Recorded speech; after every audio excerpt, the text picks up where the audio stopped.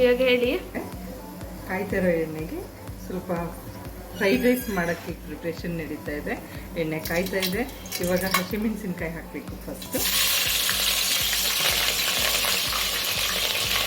ಒಂದು 30 ಸೆಕೆಂಡ್ಸ್ ಬಿಟ್ಟು ಹೆಚ್ಚಿರುವಂಥ ಕ್ಯಾರೆಟ್ ಹಾಕಬೇಕು.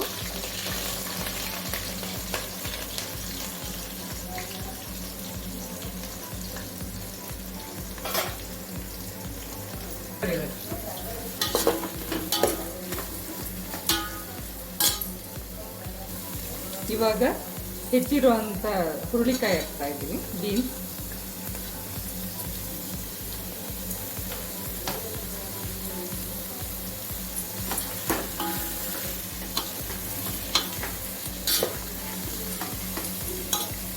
ಇವಾಗ ಚಿಕ್ಕದಾಗಿ ಹೆಚ್ಕೊಂಡಿರೋಂಥ ಗೆಡ್ಡೆಕೋಸನ್ನ ಹಾಕಬೇಕು.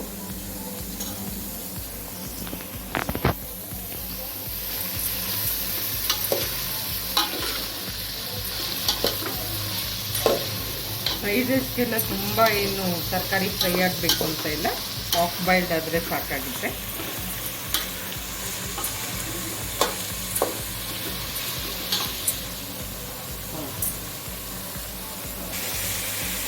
ಇವಾಗ ಚಿಕ್ಕದಾಗಿ ಇಟ್ಟಿರುವಂಥ ಕ್ಯಾಪ್ಸಿಕಮ್ ಹಾಕ್ತಾ ಇದ್ದೀನಿ.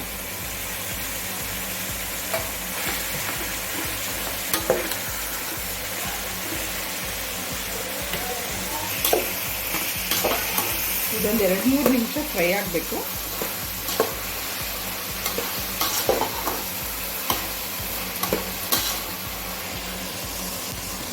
ಇವಾಗ ಶುಂಠಿ ಬೆಳ್ಳುಳ್ಳಿ ಪೇಸ್ಟ್ ಹಾಕ್ತಾ ಇದ್ದೀನಿ. 40% ಶುಂಠಿ ಇರುತ್ತೆ, 60% ಬೆಳ್ಳುಳ್ಳಿ ಇರುತ್ತೆ. 1-2 ಸ್ಪೂನ್ ಆಗುವಷ್ಟು ಶುಂಠಿ ಬೆಳ್ಳುಳ್ಳಿ ಪೇಸ್ಟ್ ಹಾಕ್ತಾ ಇದ್ದೀನಿ. ಬಟ್ ತುಂಬ ನುಣ್ಣಗಿಲ್ಲ, ತರಿಯಾಗಿರುತ್ತೆ.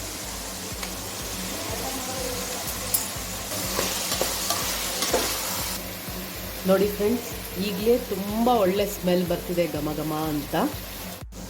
ಇವಾಗ ವೆಜಿಟೇಬಲ್ಸ್ ಎಲ್ಲ ಹಾಫ್ ಬಾಯ್ಲ್ಡ್ ಆಗಿದೆ. ಇವಾಗ ರುಚಿಗೆ ತಕ್ಕನಾಗಿ ಉಪ್ಪು ಹಾಕ್ತಾ ಇದ್ದೀನಿ.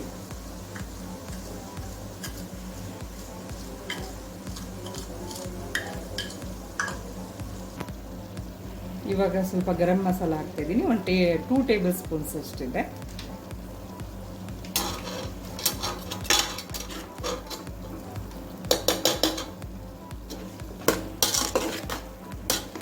ಗರಂ ಮಸಾಲ ಎಲ್ಲ ಹಾಕಿ ಸ್ವಲ್ಪ ಚೆನ್ನಾಗಿ ಮಿಕ್ಸ್ ಮಾಡಿದ್ರೆ ಫ್ರೈಡ್ ರೈಸ್ ಮಾಡಿ ಅದಕ್ಕೆ ಕಲಿಸ್ಕೊಳ್ಳೋಕ್ಕೆ ಗೊಜ್ಜು ರೆಡಿಯಾಗಿದೆ.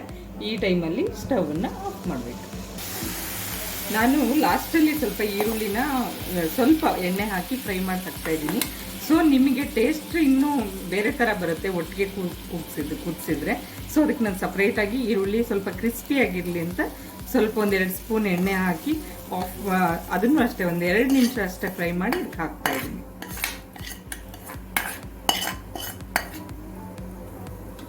ಚೆನ್ನಾಗಿ ಮಿಕ್ಸ್ ಮಾಡಿದರೆ ಫ್ರೈಡ್ ರೈಸ್ ರೆಡಿ.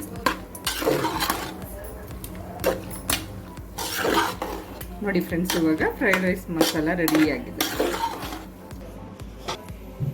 ಬಿಸಿ ರೈಸ್ ಮಾಡಿ ಅದ್ರ ಮೇಲೆ ಸ್ವಲ್ಪ 1/2 ಟೇಬಲ್ ಸ್ಪೂನಷ್ಟು ಸೋಯಾ ಸಾಸ್ ಹಾಕ್ಬಿಟ್ಟು ಫ್ರೈಡ್ ರೈಸ್ ಮಸಾಲ ಮಾಡಿರೋವಂಥದ್ದು ಇದೆಯಲ್ಲ ಅದನ್ನು ಸ್ವಲ್ಪ ಹಾಕಿ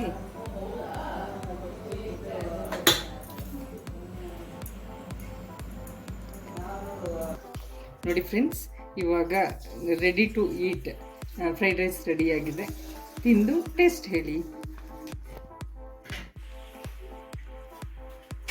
ತುಂಬಾ ರುಚಿಯಾಗಿದೆ ಫ್ರೈಡ್ ರೈಸು. ನೀವು ಮನೆಯಲ್ಲಿ ಇದೇ ಥರ ಒಂದು ಸಲ ಟ್ರೈ ಮಾಡಿ ಹೇಗಿರುತ್ತೆ ಅಂತ ಕಮೆಂಟ್ ಹಾಕಿ, ಲೈಕ್ ಮಾಡಿ, ಟೇಸ್ಟ್ ಮಾಡಿ ಮನೇಲಿ ಒಂದ್ಸಲ ಸಬ್ಸ್ಕ್ರೈಬ್ ಆಗಿ ಬೆಲ್ ಐಕನ್ನ ಪ್ರೆಸ್ ಮಾಡಿ. Thank you guys.